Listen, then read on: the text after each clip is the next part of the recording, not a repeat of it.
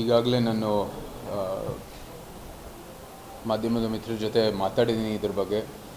ಬಾನು ಮುಷ್ತಾಕ್ ಅವರು ನಮ್ಮ ಕನ್ನಡ ಸಾಹಿತ್ಯಕ್ಕೆ, ಕನ್ನಡ ಭಾಷೆಗೆ ನೀಡಿರುವಂಥದ್ದು ಕೊಡುಗೆ ಅಪಾರವಾದದ್ದು, ಅದರಲ್ಲಿ ಯಾವುದೇ ರೀತಿಯ ಅನುಮಾನ ಇಲ್ಲ.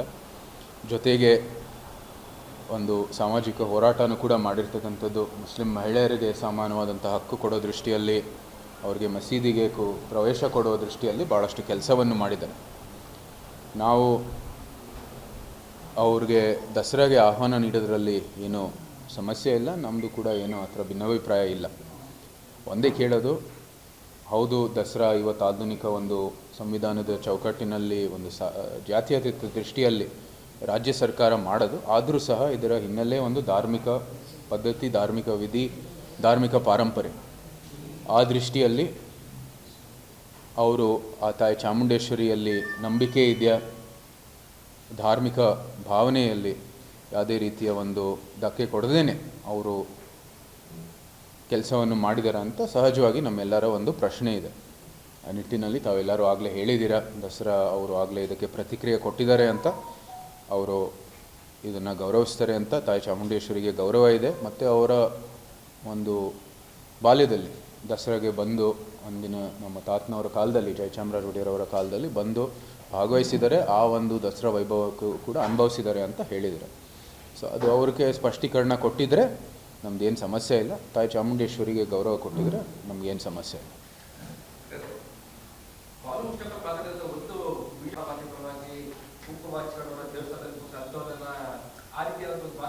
ಅದು ನಿಜ. ಆ ಒಂದು ಹಿನ್ನೆಲೆಯಲ್ಲೇ ನಮಗೆ ಈ ಪ್ರಶ್ನೆಗಳು ಸಹಜವಾಗಿ ಬರ್ತಾಯಿದೆ.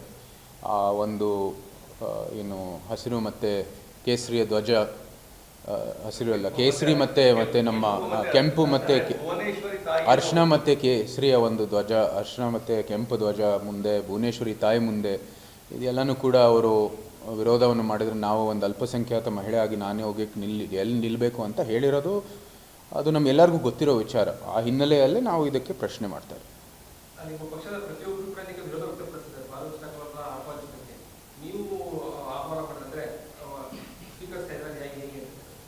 ಸ್ವೀಕಾರ ಮಾಡೋದೊಂದು ಸರ್ಕಾರದ ಕೆಲಸ. ಅದು ಸರ್ಕಾರ ಇವಾಗ ಆಡಳಿತ ಪಕ್ಷ ಕಾಂಗ್ರೆಸ್ ಇರೋದು, ಅವ್ರು ತೀರ್ಮಾನ ಮಾಡಿರೋದು. ನಾವು ಈ ಏನು ಧರ್ಮದ ಒಂದು ಭಾವನೆಗಳಿದ್ದಾವೆ ಅದಕ್ಕೆ ಧಕ್ಕೆ ಕೊಡದೇನೆ ಅವ್ರು ಕೆಲಸ ಮಾಡಬೇಕಾಗಿರೋದು ನಾವು ಆಗ್ರಹಿಸ್ತೀವಿ. ಚಾಮುಂಡಿನ ತಾವು ತಾಯಿ ಅಂತೀರ, ಅದ್ರ ಬಗ್ಗೆ ನನಗೆ ಗೌರವ ಇದೆ, ಮತ್ತೆ ನಾಡ ಹಬ್ಬ ಅಂತಿದೆ, ಅದಕ್ಕೂ ಗೌರವ ಇದೆ. ಸೊ ಆ ರೀತಿಯಲ್ಲಿ ನಾನು ಬಾಲ್ಯದಲ್ಲೂ ಭಾಗವಹಿಸಿದ್ರೆ ಮುಂದೆ ಭಾಗವಹಿಸ್ತೀನಿ ಅನ್ನೋ ಒಂದು ಪ್ರತಿಕ್ರಿಯೆಯನ್ನು ಕೊಟ್ಟರು. ಒಳ್ಳೆ, ತಾಯಿ ಚಾಮುಂಡೇಶ್ವರಿಗೆ ಗೌರವ ಇದೆ ಮತ್ತು ಧಾರ್ಮಿಕ ಭಾವನೆಗೆ ಭಾಳ ಗೌರವ ಇದ್ದರೆ ನಾವು ಕೂಡ ಸ್ವಾಗತ ಮಾಡ್ತೀವಿ.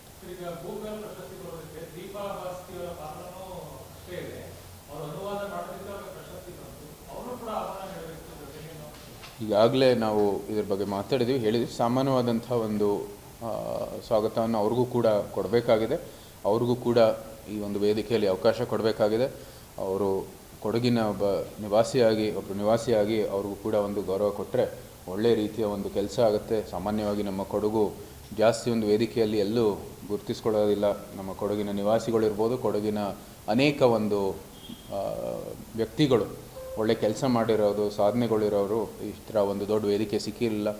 ಈ ಒಂದು ಒಳ್ಳೆಯ ಅವಕಾಶ ಇದೆ, ಅವ್ರಿಗೂ ಕೂಡ ಒಂದು ಅವಕಾಶ ಕೊಡೋದರಲ್ಲಿ ನಾವು ವಿನಂತಿ ಮಾಡ್ತೀವಿ.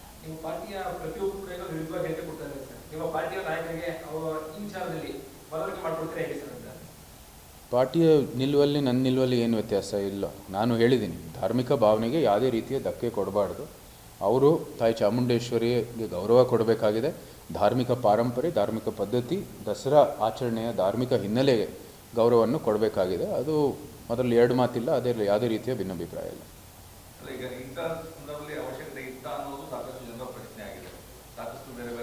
ಈಗ ಈ ಕಾಂಗ್ರೆಸ್ ಸರ್ಕಾರ ಹಿಂದೇನೂ ಕೂಡ ದಸರಾ ಸಮಯದಲ್ಲಿ ಈ ಥರ ಧಾರ್ಮಿಕ ಒಂದು ಆಚರಣೆಗಳಿರ್ಬೋದು, ನಮ್ಮ ಭಾರತೀಯ ಪಾರಂಪರೆಗೆ ಧಕ್ಕೆ ಕೊಡುವಂಥದ್ದು ವ್ಯಕ್ತಿಗಳು ತಮ್ಮ ನಡವಳಿಕೆಯಲ್ಲಿ, ತಮ್ಮ ವ್ಯಕ್ತಿತ್ವದಲ್ಲಿ ಅವ್ರಿಗೂ ಆಹ್ವಾನ ಕೊಟ್ಟಿದ್ದಾರೆ. ಗಿರೀಶ್ ಕರ್ನಾಡ್ ಅವ್ರು ಕರೆದಿದ್ದರು, ನಂತರ ನಿಸಾರ್ ಅಹಮದ್ದು ಕೂಡ ಕರೆದಿದ್ದರು. ಇದೆಲ್ಲನೂ ಕೂಡ ಅವ್ರು ಮಾಡಿದ್ದಾರೆ. ಇದು ನೋಡಿ, ಒಂದು ರೀತಿ ಜಾತ್ಯತೀತ ದೃಷ್ಟಿಯಲ್ಲಿ ನಮಗೇನು ಸಮಸ್ಯೆ ಇಲ್ಲ. ಆದರೆ ದಸರಾ ನಿರ್ದಿಷ್ಟವಾಗಿ ಈ ಒಂದು ಆಚರಣೆ ಒಂದು ಧಾರ್ಮಿಕ ಆಚರಣೆ.